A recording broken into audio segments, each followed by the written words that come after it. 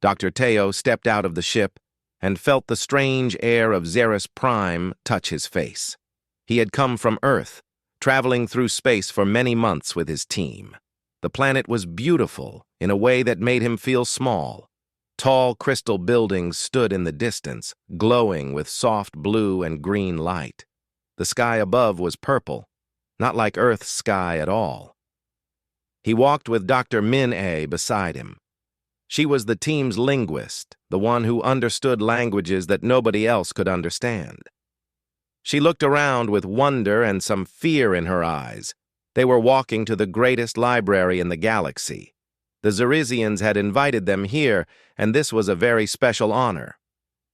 "The archive is very old," Min-A said quietly. "The Xerisians said they built it 10,000 years ago. Can you imagine that? 10,000 years of knowledge in one place." Teo nodded. He understood what she meant. On Earth, most old things were only a few hundred years old. But here, on this alien world, things were much older. The Xerisians were proud of this. They believed they were one of the smartest and most advanced species in the entire universe. They entered the archive through large crystal doors that opened without anyone touching them. The air inside was cold and dry, made this way to protect the old tablets. Teo could see his breath in front of his face, like small clouds of white. The library was enormous. Shelves made of dark stone reached up very high, and on every shelf sat tablets. Thousands and thousands of them. Each one was old, worn by time and careful handling. These tablets were the greatest treasure of Xerisian knowledge. Scholars from across the galaxy had come to study them, but none could read them anymore. A Xerisian guide named Kalith waited for them. Kalith was a tall being with skin that shimmered like glass. His body could change colors to show what he was feeling. Right now, he was glowing a pale green, which meant he was being polite and welcoming. "Welcome," Kalith said in a voice that sounded like wind chimes. "You are the first humans to enter this place. We hope you understand how important this is to us. These tablets hold all the wisdom of our people. For many generations we could read them. But now the old language is gone. Nobody knows how to read these words anymore." Min-A stepped forward with great respect. "We are very honored to be here. We hope that we can help you understand your own history." They walked deeper into the archive. The shelves seemed to go on forever. Teo felt like he was walking through a tomb of forgotten knowledge. It made him sad to think that all these tablets, all these stories and secrets could not be read by anyone. But then something caught his eye. One tablet was different from the others. It was older, much older, and its surface was rougher. The other tablets were smooth and carefully made, but this one looked like it had been made by hands that were trying hard to preserve information before time destroyed it. It was pushed back into the shadows on the lowest shelf, as if someone had put it there and forgotten about it. Teo walked over without thinking. His hands reached for it carefully, as if the tablet might break into dust if he touched it too hard. He pulled it out slowly and looked at it in the light. His entire body became very still. The symbols on the tablet were not random or strange. They were simple. They were clear. They looked like something his grandmother had taught him to recognize when he was a small child. Teo's fingers traced the markings very slowly. He could feel the grooves in the stone, the places where the ancient writer had pressed hard, the places where they had been gentle. These marks told a story. These marks meant something. These marks were not unknown at all. The symbols began to connect in his mind. One symbol led to another symbol. Patterns emerged. He had studied these symbols before, in school, in museums, in old human documents. These were not alien symbols. These were human symbols. These were Korean symbols. His voice came out as barely a whisper, so quiet that even Min-A could not hear it at first. He said the words again, louder this time. "We wrote these." Min-A heard him the second time. She turned around quickly. What did you say? Teo held the tablet toward her. His hands were shaking slightly. We wrote these symbols. They are Korean. They are human writing. I am certain of it. Minnie walked over and took the tablet from his hands. She looked at it for a long time. Her face became very pale. No, she whispered. This is not possible.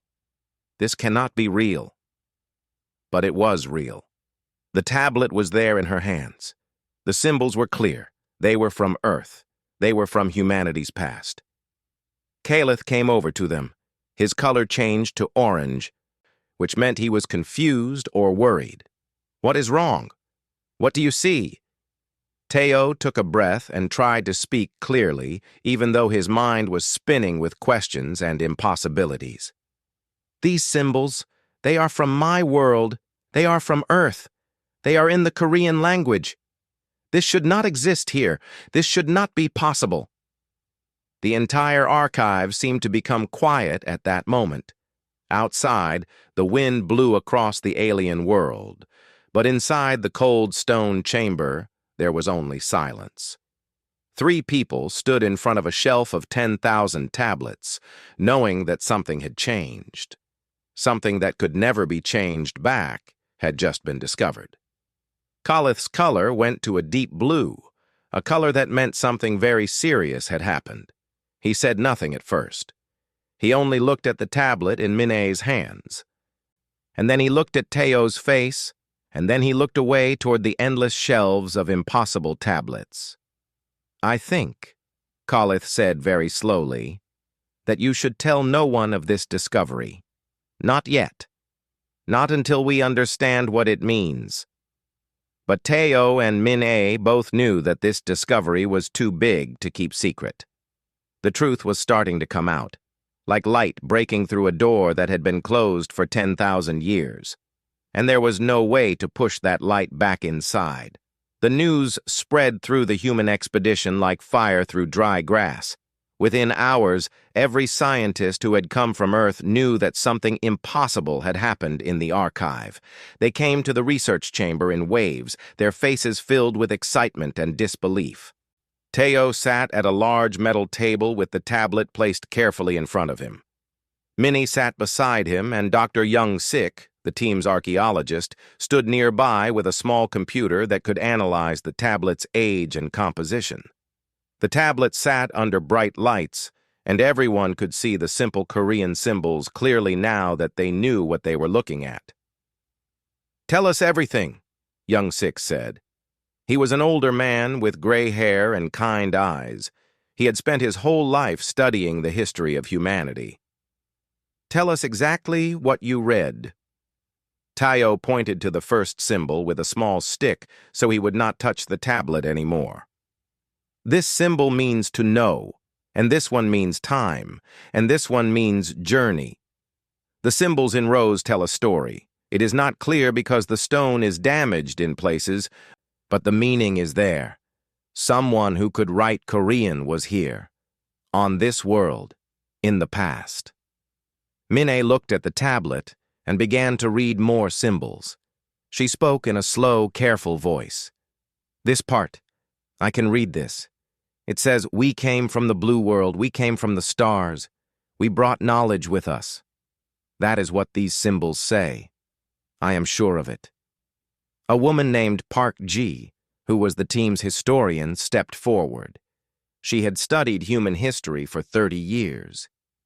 This is impossible, she said, but her voice did not sound like she truly believed what she was saying. Humans have never traveled to other worlds before. We only invented space travel less than 300 years ago. We have never come this far. We have never been to Xeris Prime. We are here now, Teo said quietly, and this tablet is real. The stone is real. The writing is real. So maybe we came here in the past and we forgot about it. The chamber became very quiet. Everyone was thinking about what this meant. If humans had come to Xeris Prime in the past, then so many things that they believed were wrong. So many things that they thought they understood about history were not true. Young-sik moved his computer closer to the tablet. The machine made soft beeping sounds as it scanned the stone. Numbers appeared on the small screen. The archaeologist's eyes grew wider as he read the numbers. "This tablet," he said slowly, "is approximately 840 years old, possibly even older. The margin of error is large because of the different stone composition." 800 years? Park Ji said. Her voice sounded shocked. "That is during the time of the Korean United Nations on Earth. We have records of everything that happened during that time. There is nothing about space travel. There is nothing about discovering other worlds." But then Min-ae made a sound, like she had just remembered something important. She turned to look at everyone in the chamber. "Wait," she said. "In the old records there was something. A story. We learned about it in university. It was a secret project. A project so secret that almost no one knew about it. The government called it Project Exodus." Everyone looked at her. Young-sik stepped closer. "Tell us what you know." "I do not remember all of it," Min-ae said. "But I remember that the project was not successful. There was an accident. Many scientists died. The government tried to keep it hidden. But some information leaked out.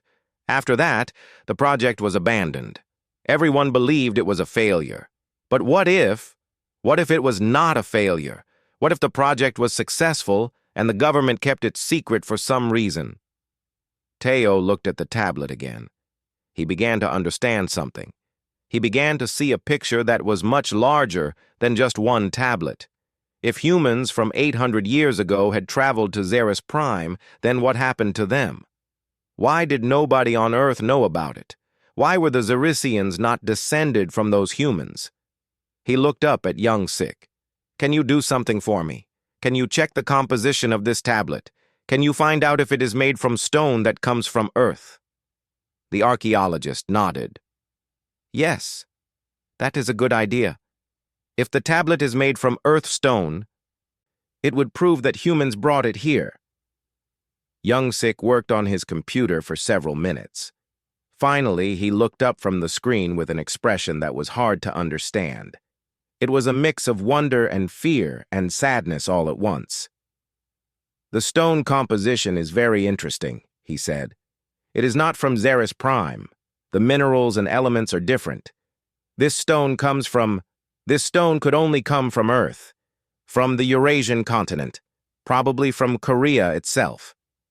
Park Ji sat down slowly in a nearby chair. "Then we brought it here. Humans brought this tablet here 800 years ago. They carved it, and they left it, and somehow it ended up in the Xerisian archive." "But that is not the strangest part," Min-ae said. She was still reading the tablet, understanding more symbols now that she was looking carefully. "Listen to this. We cannot stay. The path is wrong. We must give this knowledge to those who come after. We are not the same anymore. We are not human anymore. We are becoming something new." That is what these symbols say. The human who wrote this, they were changing. They were becoming different. Everyone in the chamber understood what this meant. Someone, somewhere in human history, had made a choice. They had traveled to another world, and they had changed into something else. They had left tablets behind so that someone in the future would find them and understand. Teo stood up from the table. He felt very tired, even though the day was not yet finished. The weight of this knowledge was pressing down on him like something heavy. "We need to find more tablets," he said. "If there is one tablet written in Korean, there must be others. The archive has 10,000 tablets. Some of them must have been written by the people who traveled here from Earth." "Yes," Young-sik agreed. "We need to examine every tablet carefully. We need to find more evidence. We need to understand what happened here 800 years ago and what it means for us today." But Khalith, the Xerisian who had guided them to the archive, was not in the chamber anymore. Teo realized this when he looked around. The alien had been there when they started reading the tablet, but now he was gone. Khalith had left quietly without saying anything, and nobody had noticed him go. "Where did Khalith go?" Teo asked. The other scientists looked around the chamber, and they all realized the same thing. The Zeresian guide was gone. He had left them alone with their discovery, and he had not told them where he was going or what he was thinking.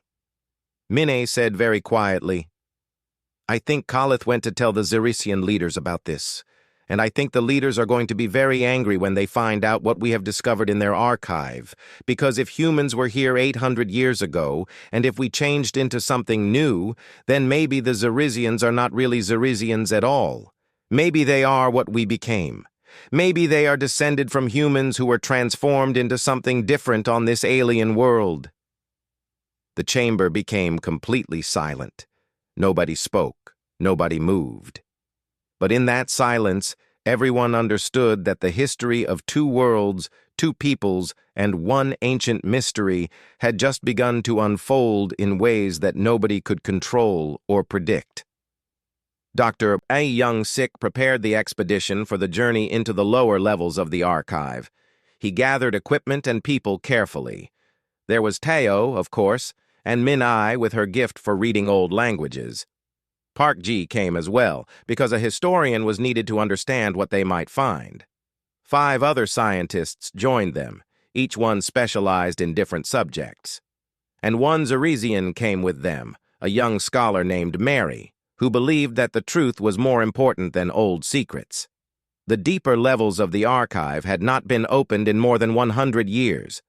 The Zeresian leaders had decided to allow the humans to explore because they were curious, but they were also very nervous about what might be found down there. Khalith had disappeared after the discovery of the first tablet, and now nobody knew what the leaders were thinking. The team walked down stone stairs that went deeper and deeper into the planet. The air became colder as they descended. The light from their tools made long shadows that danced on the ancient walls. Young-sik could feel his heart beating faster. He was about to discover something that would change history, or perhaps reveal that history itself was not what everyone believed it to be.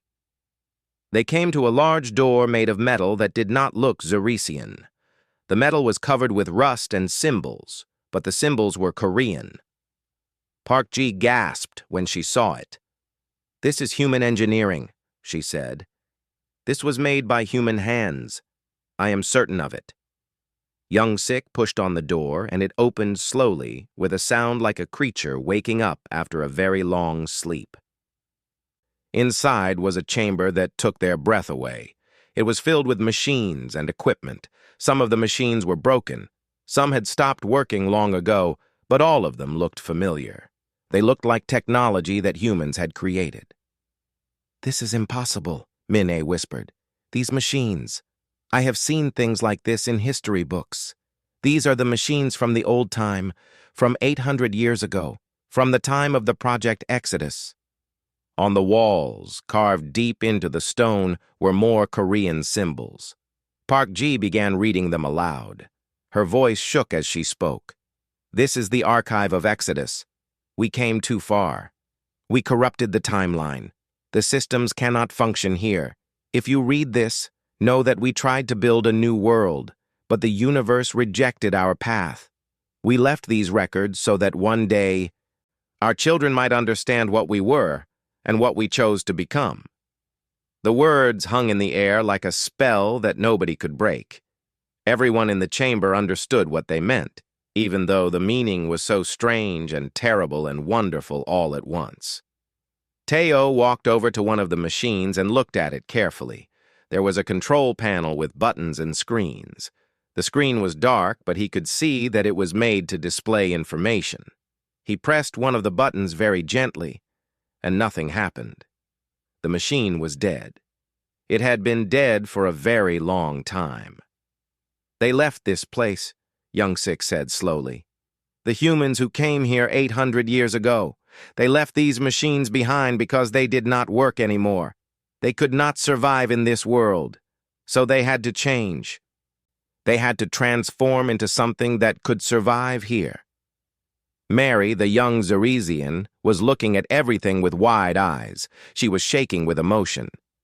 "You mean that our people, that the Zeresians, we are not really Zeresians? We are humans who were changed?" "We do not know that yet," Minnie said gently. "But it is possible. It is more than possible. It seems to be the truth." Park-ji continued to read the symbols on the wall. She found more messages carved into the stone. One message said, "We cannot return to what we were. The planet has changed us. Our children will be different. Our children will not remember. This is the price we pay for coming here. This is the cost of rewriting fate." Another message said, "If you are reading this, you have become something new. You have survived where we could not. You have made a world that we could not make. You have become beautiful in ways we never imagined. Do not be sad about what you have lost. Be proud of what you have become." The chamber had many more tablets stored in special cases made of stone. Tae-o and Min-a began to examine them. Each tablet told a piece of the story. Humans had arrived on Xeris Prime 800 years ago with advanced technology. But something had gone wrong. Their machines had not worked properly in this world. The atmosphere was different. The gravity was different. The planet itself seemed to reject their technology. One tablet explained what had happened. A scientist named Dr. Han had discovered a way to change the human body so that it could survive on Xeris Prime. The process was slow and careful. It took many generations. But slowly, the humans began to transform. Their skin became more like crystal to reflect the strange radiation of this world. Their bodies adapted to the gravity. Their eyes changed to see the purple light of this world's sky. "They did this on purpose," Young Sik said. "They chose to transform. They chose to become something new rather than die as humans." "But they also made sure to leave records," Park-ji said. "They left tablets so that one day their descendants would know where they came from. They left messages so that the truth would not be lost forever." Mary was crying now, tears rolling down her crystal-like skin. "We are humans," she said. "We are not really aliens. We are the descendants of humans who changed themselves to survive. And nobody told us. Nobody taught us this history. We believed we were something completely different." "You are both," Tae-o said kindly. "You are human, because your ancestors were human. But you are also Zerisian, because you have lived here for 800 years. You are something new. You are something that neither pure humans nor pure aliens could be. You are something in between, and that is beautiful." Young Sik walked to the center of the chamber and looked at all the equipment and tablets. He was thinking about what this meant for both humans and Zerisians. He was thinking about how history had to be rewritten. He was thinking about how two species, who thought they were completely separate, were actually family. "We need to bring this discovery to everyone," he said finally. "Both the humans and the Zerisians deserve to know the truth." The Zerisian leaders might be angry at first, but they will understand that this knowledge is important. This knowledge is their history. This knowledge is who they really are. Mary nodded slowly. "I will help you," she said. "I will tell the leaders that the truth must be shared. I will tell them that we should not be afraid of knowing who we are." As they prepared to leave the chamber and climb back up the stone stairs, each person felt the weight of the discovery. The world above was going to change. Everything that humans believed about the galaxy was going to change. Everything that Zerisians believed about themselves was going to change. And there was no way to prevent it. The truth was coming into the light, and nothing could stop it now. The discovery room became a center of intense study. Scientists from both Earth and Xeris Prime worked together day and night, examining every tablet with care and attention. Tae-o had lost count of how many times he had read the same symbols, finding new meaning in them each time. 3,000 tablets had been found in the deeper levels of the archive, and each one was a piece of a much larger story. Park Ji worked with her team to create a timeline of events. She placed tablets in order, reading them like chapters in a book. The story that emerged was both wonderful and heartbreaking. It showed a journey that had lasted centuries, a transformation that had changed the very nature of what it meant to be human. The earliest tablets described the arrival. Humans from Earth had come to Xeris Prime in massive ships, powered by technologies that were no longer understood. They had come because Earth had become too small for them. They had come because some governments believed that humanity needed to expand across the stars. They had come, but they had not expected what they would find. One tablet, written in the careful hand of someone named Dr. Sung Ho, described the problem that the colonists faced. "The planet is beautiful, but it is hostile to us," the tablet said. "Our machines do not work properly. The radiation from the sun damages our equipment. The gravity pulls differently than we expected. The air, although breathable, contains elements that cause our bodies to become sick over time. We cannot stay here as we are. We must change, or we must return to Earth." But there was a problem with returning. The journey from Earth to Xeris Prime took many years. The ships that had brought them here could not be repaired. The people who had come to this world and the children born to them could not go home. They had to survive, or they had to accept death. A tablet from Dr. Han, the scientist who had discovered how to transform the human body, explained her solution. "I have found a way to unlock the DNA structures within our bodies. I have found a way to tell our cells to change and adapt. The process is slow. It will take generations. But if we can survive long enough, our descendants will be born adapted to this world. They will be able to breathe the air. They will be able to handle the gravity. They will be able to live here without the machines and equipment that we need." But the transformation brought pain and sacrifice. Many tablets described the suffering of the early generations. Children were born with strange appearances. Some people became sick. Some people died. Families were broken apart because parents could not recognize their own children after the transformation began. One tablet was different from all the others. It was written in a shaky hand, and it was clearly written by someone who was very sad. "I held my daughter today," the writer said, "but I did not recognize her at first. Her skin was beginning to become like crystal. Her eyes were changing color. She looked at me with fear because I was crying. She did not understand why her mother was crying when she looked at her. She did not understand that she was becoming something other than human. I could not explain it to her. How do you tell a child that she is not human anymore? How do you tell a child that this is necessary to survive? How do you tell a child that you chose this for her even though she did not have a choice?" As the generations passed, the tablets showed how the Xerisian civilization emerged from the ashes of human colonization. The transformed humans began to develop new technologies. They learned to work with this world instead of against it.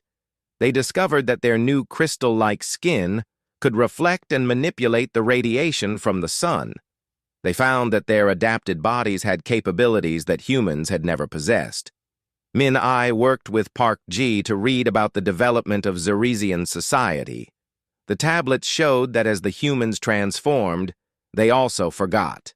The transformation changed not only their bodies, but also their minds in subtle ways. Memories became less clear.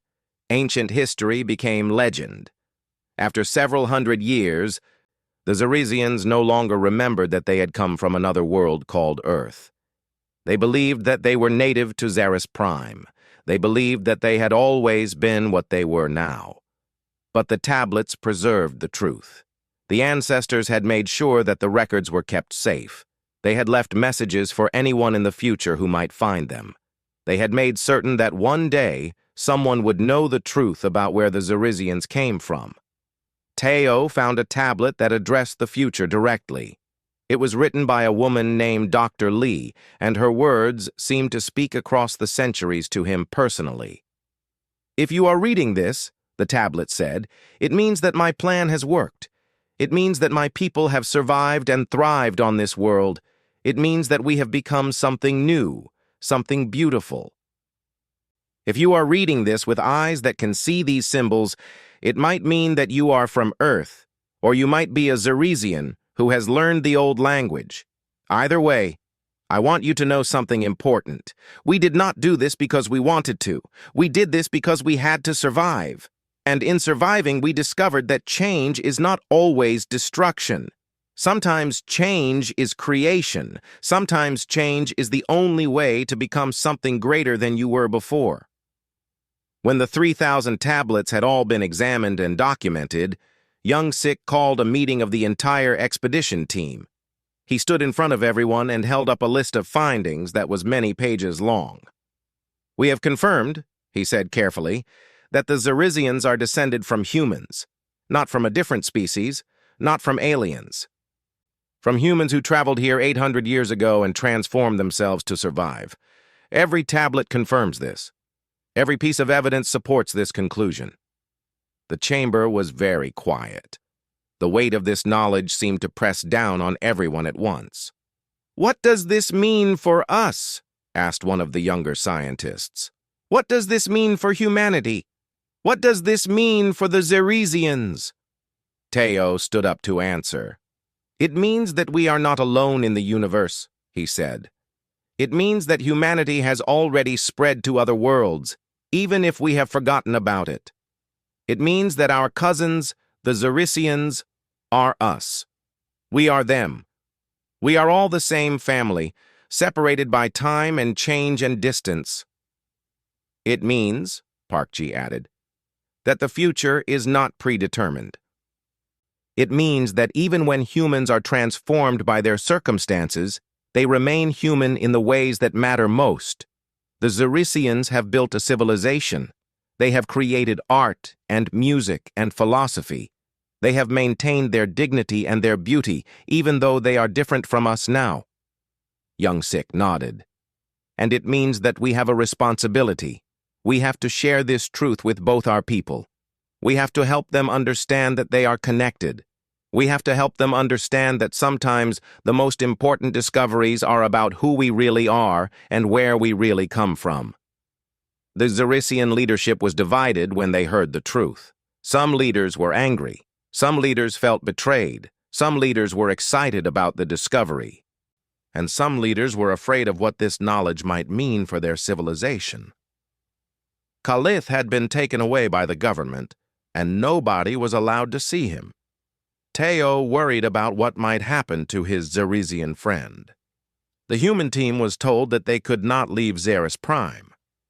They were not prisoners exactly, but they were not free to go either. They were kept in comfortable rooms with good food and kind treatment, but they were always watched. The Zeresian leaders needed time to decide what to do with this discovery. They needed time to think about how to tell their people the truth. Mary, the young Zeresian scholar who had helped with the expedition, came to see Teo in his room one night. She looked worried and sad. "They are discussing what to do with the tablets," she said. "Some leaders want to destroy them. Some leaders want to hide them. Some leaders want to release the information to everyone. The debate is very difficult." "What do you believe should happen?" Teo asked. Mary sat down and was quiet for a long time before answering. "I believe that the truth belongs to my people. I believe that we deserve to know where we come from. But I also understand why some leaders are afraid. If everyone learns that we are descended from humans, some Zeresians might feel confused about their identity. Some might feel sad that we are not what we thought we were. Some might feel angry that this truth was hidden from us for so long." Teo nodded. He understood what she meant. "On Earth," he said, "we have learned that the truth is always better than a comfortable lie. Even when the truth is difficult, even when it hurts, it is better to know. Because when you know the truth, You can understand yourself. You can understand your place in the universe. You can make choices based on reality instead of on false beliefs. Mary looked at him with sadness in her eyes. "There is something else you should know," she said. "Some of the older Zeresians are saying that your people tricked us. They are saying that humans came here to transform us into something else. They are saying that this was done without permission and that it was a terrible crime against our ancestors." "That is not what the tablets say," Teo said. "The tablets say that the humans who came here chose to transform themselves. They chose to adapt to this world so that their children could survive. They did not transform Zeresians. They transformed themselves into Zeresians." "I know this," Mary said. "But people are afraid. And when people are afraid, they sometimes believe things that are not true. They sometimes blame others for their fears. I wanted to warn you about this. I wanted you to know what some people are saying." 3 days later, the human team was called to meet with the Zeresian government. They were brought to a large chamber where leaders sat behind a tall platform made of crystal. The air felt cold and serious. Kalith was there, standing to one side. He looked like he had not slept in days. He looked like he had been arguing with the other leaders. The main leader, a Zeresian named Kesh, who was very old and very wise, spoke to them. "We have made our decision," she said in her wind chime voice. "We have decided that the truth must be told. Not all of us agree with this decision. Some leaders believe that we should protect our people from this knowledge, but we believe that our people are strong enough to handle the truth." Kalith stepped forward. His color was shining brightly, a sign of relief and happiness. "The government has decided to open the archive to all Zeresians. The tablets will be studied by our people, and you will be allowed to help us understand them if you wish. However," Kesh continued, "there is a condition. You must understand that some of our people will be angry. Some of our people will need time to accept this discovery. Some of our people might blame humanity for what happened to our ancestors. You must be patient with us. You must help us understand this truth gently, not harshly." Young Sik bowed respectfully. "We will do this with great care," he said. "We understand that this is difficult. We understand that this changes everything you believed about yourselves. We promise to help in any way we can." The discovery was released to the public carefully. The Zeresian government created exhibits in the archive. Tablets were displayed where anyone could see them. Historians and scientists explained what had happened using language that was simple and clear. They did not try to hide anything. They did not try to make the truth easier to accept. They simply told what had happened. The response was mixed, just as the leaders had predicted. Some Zeresians felt excited about their connection to humanity. Some Zeresians felt sad about the transformation that their ancestors had endured. Some Zeresians felt angry about the pain and suffering that had been recorded in the tablets. Some Zeresians felt confused about who they really were. But gradually, something beautiful began to happen. Zeresian families came to the archive together. Parents brought children to look at the tablets. Teachers brought classes of young Zeresians to learn about their true history. Artists began to create works based on the tablets. Musicians wrote songs about the journey of their ancestors. Philosophers wrote long papers about what it meant to be descended from humans and transformed into something new. Tayo watched this unfold and felt a sense of peace. He saw that knowledge was powerful. He saw that truth, even when it was painful, could bring people together. He saw that the Zeresians were strong enough to accept this discovery and make it part of their identity. Min Aye spent hours talking with Mary about language and history. Park Ji worked with Zeresian historians to create a complete written account of the transformation. Young Sik began planning a joint human-Zeresian expedition to study the ancient machines in the lower chambers of the archive. But the most important discovery happened one evening when Tayo was sitting alone in the archive, looking at the tablets. A young Zeresian girl approached him. She looked like she was about 10 years old. Her crystal skin was glowing softly in the light. "Are you the human who found the tablets?" she asked in a small voice. "Yes," Teo said gently. "I am." "Does this mean I am human?" she asked. "My teacher said I am descended from humans. Does this mean I am partly human?" Teo thought carefully about how to answer. "You are Zerisian," he said. "You were born here. You belong to this world. But you are also descended from humans, just like all Zerisians are. So yes, in a way there is human blood in your family history. Does that make you sad?" The little girl thought about this. "No," she said finally. "It makes me feel like I am part of something bigger than just Zeris Prime. It makes me feel like I am connected to other worlds and other people. It makes me feel less alone." Teo smiled. This was the most important discovery of all. This was the understanding that would change everything. The Zerisians were not diminished by learning that they were descended from humans. They were enriched by it. They were connected to a larger history. They were part of a family that spanned the stars.